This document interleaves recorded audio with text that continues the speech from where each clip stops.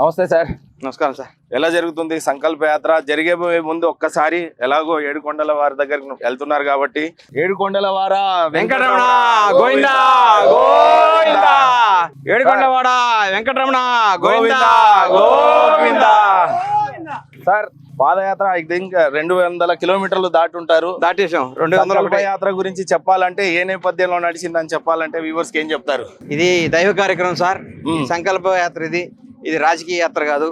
చంద్రబాబు నాయుడు గారి కోసం, చంద్రబాబు నాయుడు గారు జైల్లో ఉన్నప్పుడు స్వామి మా సార్ని ప్రాణాలతో బయటికి తీసుకురా, నేను నా గడప నుంచి నీ గడప దాకా వస్తాను మొక్కున్నాను.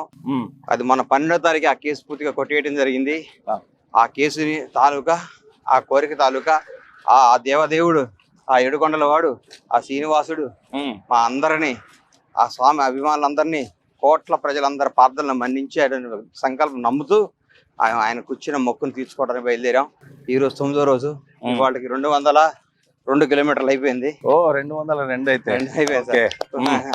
భగవంతుడు దయ వల్ల స్వామివారి ఆశీస్సులతో అన్ని అద్భుతంగా జరిగి ఫిబ్రవరి 10వ తారీఖు కల్లా ఆ స్వామివారి పాదాల దగ్గర చేరాలని స్వామివారి సంకల్పంతో ముందుకెళ్తున్నాం. సార్ మీరేమో చెప్తే ఇది రాజకీయ యాత్ర కాదంటున్నారు కానీ అడుగడుగున చూస్తే ఇందాక మధ్యాహ్నం కూడా నేను వచ్చి మీ కలవలేక ప్రజలందరూ వచ్చి ఆ డప్పులు గాని, ఆ పూలు చల్లడం గాని, మిమ్మల్ని స్వాగతించే విధానం చూసి రిటర్న్ వెళ్ళిపోయాం సార్. వాస్తవంగా రోడ్డు మీద వస్తున్నప్పుడు జనాల యొక్క స్పందన ఎలాంటి సిచ్యువేషన్స్ మీరు చూస్తా ఉన్నారు మేజర్ గా రోడ్డు మీద వచ్చినప్పుడు? సార్ ఇది లోకనాయకుడికి సంబంధించింది సార్.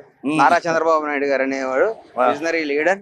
ఆ సార్ ఈరోజు ప్రపంచంలో తెలుగు జాతి గౌరవం, తెలుగు జాతి సంపద, తెలుగు ఆస్తి నారా చంద్రబాబు నాయుడు గారు. ఆయన కోసం ఈ అభిమానులు, ఆయన మొక్కు కోసం ఆయన అభిమానులు వస్తున్న ఆదరాభిమానులు దాన్ని మనం వినయపూర్వకంగా దాన్ని స్వీకరించాల్సిందే కానీ మనం వాళ్ళ అభిమానాన్ని తీసుకొని వారందరూ కూడా నన్ను చూసుకొని నా నడకలో వాళ్ళందరికీ షేర్ ఉంది. సార్ని అభిమానించే ప్రతి ఒక్కళ్ళకి ఈ నడక అంకితం. సార్ యాత్రలో ప్రధానంగా చెప్పాలంటే రాత్రిపూట బస్సు చేసేటప్పుడు సెక్యూరిటీ గానీ, గవర్నమెంట్ నుంచి కల్పించే వసతులు గానీ ఏ రకంగా ఉన్నాయంటే ఏమంటారు? తెలంగాణ రాష్ట్రంలో కానీ ఇక్కడ కానీ బ్రహ్మాండమైన మాకు అన్ని సౌకర్యాలు సమకూర్చారు. సౌకర్యాలు అంటే మాకు ఏం సెక్యూరిటీ అంటే మామూలుగా నైట్ పూట కూడా మాకేం ఇబ్బంది లేదు, ఇబ్బంది ఉండదని ఆశిస్తున్నాను.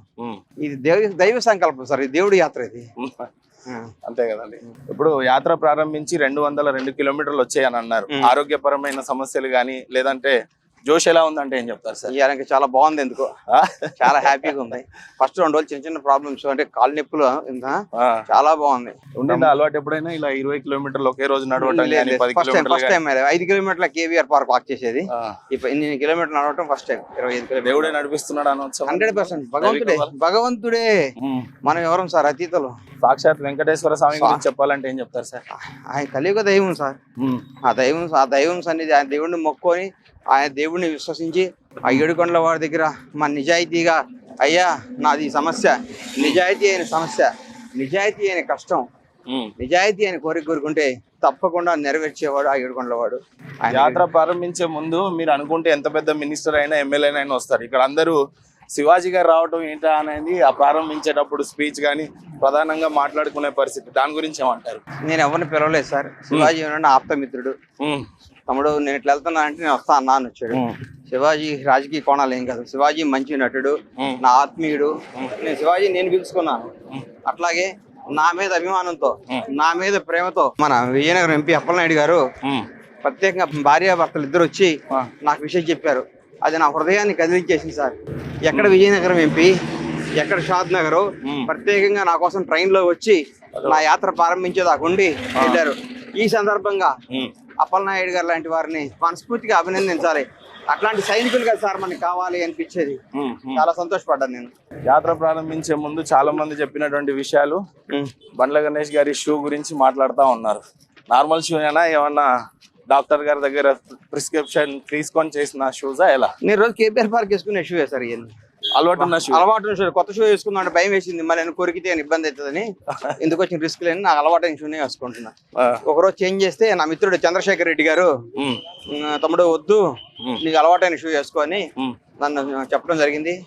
ఈయన చంద్రశేఖర్ రెడ్డి గారు, ఈయన ఆ, తెలంగాణ NICC చైర్మన్ ఈయన. ఆహా. మాతో పాటు రెడ్డి గారు కూడా ఉమ్. 202 కిలోమీటర్లు నడుచుకుంటూ వచ్చారు. నాతో పాటు ఆయన కొండకు వస్తున్నారు. ఎంతమంది నడుస్తున్నారు సార్ మీతో నాతో పాటు? పాటు ఉన్న మా తమ్ముడు సతీష్ గాని దాదాపు 100 మంది ఉన్నాం మా టీం అంతా. ఓకే. ప్రతిరోజు నడుస్తున్నారు. చాలా సంతోషం. పిల్లలు కనిపించారు సార్ ప్రారంభించినప్పుడు? మధ్యలో జాయిన్ మా అబ్బాయి కాలేజీ లేనప్పుడల్లా వచ్చి జాయిన్ అవుతున్నారు సార్. అంతేనా? ఓకే. ఈ సంకల్ప యాత్ర సందర్భంగా ఫైనల్ గా మీరు చాలా దూరం నడవాల్సి ఉంది కాబట్టి, నేను ఎలాగో చేసాం ఇంటర్వ్యూ, ఈ రోజు ప్రత్యక్షంగా మీతో నడవాలి కాబట్టి నడవాల్సినటువంటి యాత్ర. సంకల్ప యాత్ర సందర్భంగా ఫైనల్ గా తెలుగు ప్రజలకి చెప్పాలంటే ఏం చెప్తారు? అలాగే చంద్రబాబు నాయుడు గారి గురించి చెప్పాలంటే ఏం చెప్తారు? ఒక్కొక్క రోజు ఒక్కొక్క ఆత్మీయ మీడియా వాళ్ళు వచ్చి నాతో పాటు 25 రోజులు, ఇంకో 15 రోజులు నడిస్తే వాళ్ళకి హ్యాపీ, నాకు హ్యాపీ. నా రిక్వెస్ట్ ఇది. ఎందుకంటే నిన్న మీరు నడుస్తున్నారా అన్నారు కాబట్టి నేను చెప్తున్నా, మీరు ఒక రోజు ప్రతిరోజు ఉదయం నుంచి సాయంత్రం దాకా మాతో పాటు వస్తే మా యాత్ర, మా నియమాలు, మా పద్ధతులు, మేము చేసే దైవ కార్యక్రమం కానీ చాలా తృప్తినిస్తుంది. మీకు కూడా పుణ్యం తగ్గుతుందని అనుకుంటున్నాను. దారి పొడుగున వెళ్తున్నారు సార్, మరి ఇంతమందికి భోజనాలు కానీ అన్ని నేను ఏర్పాటు చేసుకున్నాను సార్. అన్ని నేను ఏర్పాటు చేసుకున్నాను. నేను అన్ని బ్రహ్మాండంగా మాకు మెస్ పెట్టుకున్నాం, క్యాంప్ పెట్టుకున్నాం. అందరికి అన్ని సదుపాయాలు మేము సమకూర్చుకున్నాను నేను.